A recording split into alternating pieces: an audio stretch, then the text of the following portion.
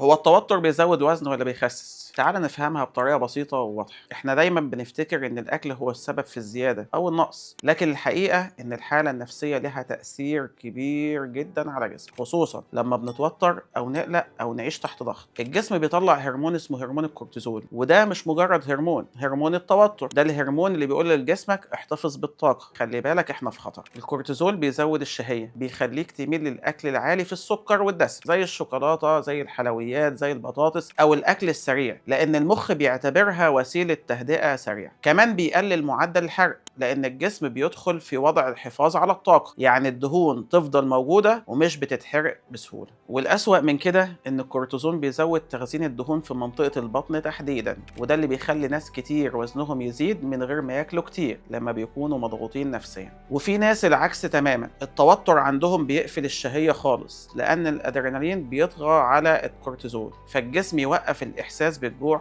مؤقتا. الحل مش إنك تمنع التوتر، لكن تتعامل معاه بطريقة ذكية، زي إن أمشي كل يوم 10 دقايق، أمارس رياضة بحبها، أجرب تمرين التنفس العميق، أنام كويس، واختار أكل متوازن يساعد الجسم يهدى بدل ما يتوتر أكتر. الخلاصة، التوتر لو فضل متراكم هيخبط في نظامك الغذائي وميزانك وحتى هرموناتك. اهتم بحالتك النفسية زي ما بتهتم بالأكل والرياضة، لأن الصحة مش بس طبق أكل، الصحة حالة توازن بين الجسم والعقل.